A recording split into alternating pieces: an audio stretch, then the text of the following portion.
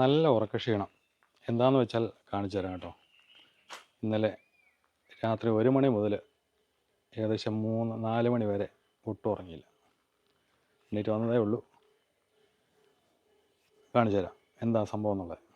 നമസ്കാരം, ഞാൻ Prince George. മറ്റൊരു വീഡിയോയിലേക്ക് എല്ലാവർക്കും സ്വാഗതം. ഇന്നൊരു പ്രത്യേക ഒരു രസമുള്ളൊരു കാഴ്ചയാണ് കേട്ടോ. കാണാം.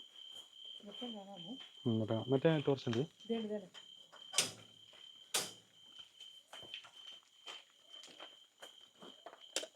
കണ്ടോ കോഴിക്കൂട്ടിലൊരു അതിഥി ഇരിക്കുന്നത്?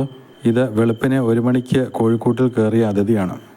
ഒരു ചിക്കൻ ഫുള്ള് അടിച്ചിട്ടിരിക്കുകയാണ് കക്ഷി. ഇതാണ് പെരുമ്പാമ്പ്, മലമ്പാമ്പെന്നും പറയും. ഞങ്ങളുടെ ഈ പ്രദേശത്തൊക്കെ മലമ്പാമ്പ് ഇഷ്ടം പോലെ ഉണ്ട്. പക്ഷേ ഇത് ആദ്യമായിട്ടാണ് ഞങ്ങളുടെ കോഴിക്കൂട്ടിൽ കയറുന്നത്. പെരുമ്പാമ്പിനെ കണ്ടപ്പോൾ തന്നെ ഞങ്ങൾ ഫോറസ്റ്റ് ഡിവിഷനിൽ വിളിച്ച് പറയും.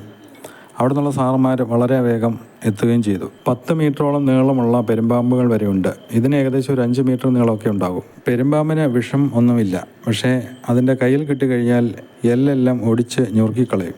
അതുകൊണ്ട് സൂക്ഷിച്ച് വേണം ഇതിൻ്റെ അടുത്ത് കൈകാര്യം ചെയ്യാൻ. പെരുമ്പാമ്പിനെ കണ്ടാൽ സ്വയം പിടിക്കാൻ ശ്രമിക്കരുത്.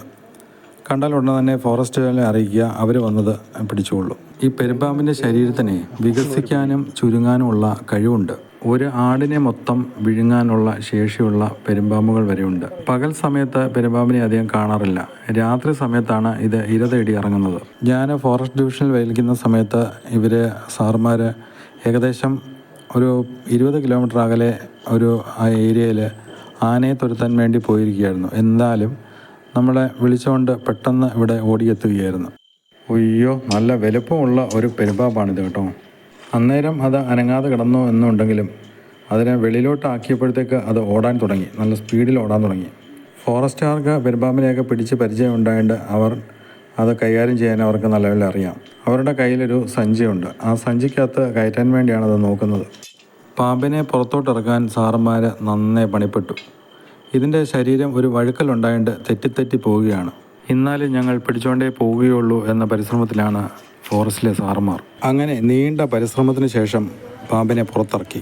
എന്നാൽ സാറന്മാർ അതിനെ വിടുമോ? അതിനെ ചാക്കിനകത്താക്കി.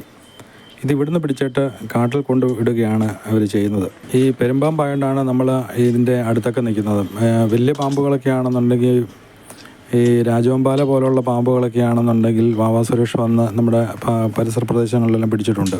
മറ്റ് പാമ്പുകളെ പോലെ ഇത് സ്പീഡിൽ അങ്ങനെ പോവുകയില്ല. അതുകൊണ്ട് പിടിക്കാൻ എളുപ്പമാണ്.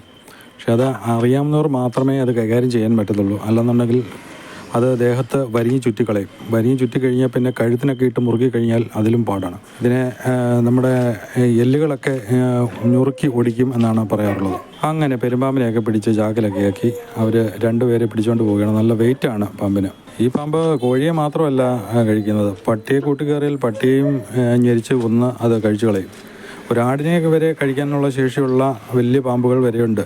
ഞങ്ങളുടെ വീട്ടിലെ പട്ടി പ്ലിങ്ക് അടിച്ച് നിൽപ്പുണ്ട്. എന്താണ് സംഭവം എന്നൊന്നും അറിയത്തില്ല. ചാക്കിനകത്തൊക്കെ എന്തൊക്കെയോ കയറ്റിക്കൊണ്ട് പോകുന്നത് പുള്ളി കാണുന്നുണ്ട്. ഇതുപോലെ നിങ്ങളുടെയൊക്കെ വീട്ടിൽ ഇതുപോലെ പെരുമ്പാമ്പോ പന്നിയോ മറ്റ് ആനയുടെ ശല്യമോ വല്ലതും ഉണ്ടെന്നുണ്ടെങ്കിൽ ഫോറസ്റ്റുകാരെ വിളിക്കേണ്ട നമ്പർ ഞാൻ ഡിസ്ക്രിപ്ഷനിൽ കൊടുത്തേക്കാം. ആ നമ്പറിൽ വിളിച്ചു കഴിഞ്ഞാൽ അവർ പെട്ടെന്ന് റെസ്പോണ്ട് ചെയ്യുന്നതായിരിക്കും. വളരെ കാര്യമായിട്ടാണ് അവർ പെട്ടെന്ന് വരികയും പെട്ടെന്ന് ഇതുപോലെയുള്ള കാര്യങ്ങൾ ചെയ്യുകയും ചെയ്യുന്നത്. അതുകൊണ്ട് ഫോറസ്റ്റുകാരോടുള്ള നന്ദി ഈ അവസരത്തിൽ രേഖപ്പെടുത്തുന്നു.